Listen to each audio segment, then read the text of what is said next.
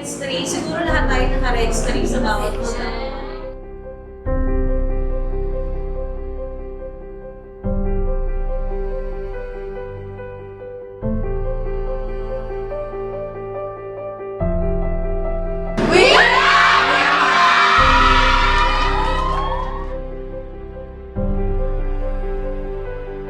Kung pipiliin ako, syempre kayo pa rin yung pipiliin kung mag-i-advise ng class.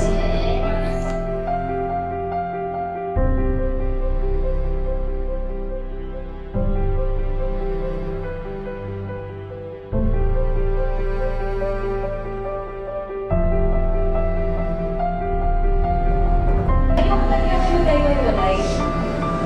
Ayoko talaga kasi nga, kaya kayo nandito dahil may dahilan mo.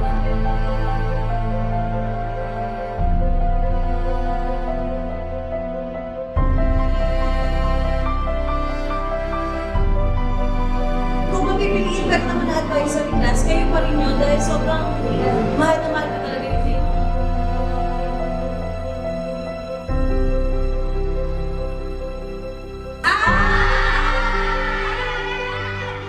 Hindi na kailangan ng advisor na sobrang tutulong sa inyo, mag-train sa inyo kasi magagaling na kayong lahat.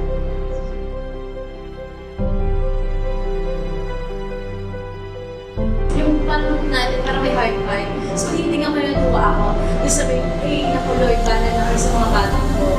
I-guide niyo po sila at sana po mag-ikabuti sila mga bata.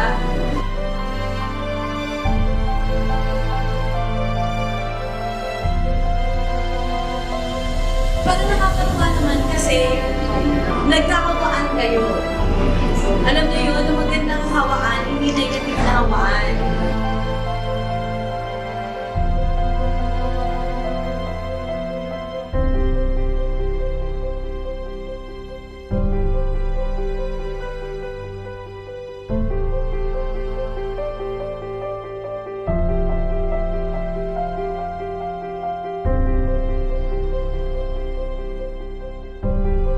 Kaya sila magkakasama dahil may purpose kayo.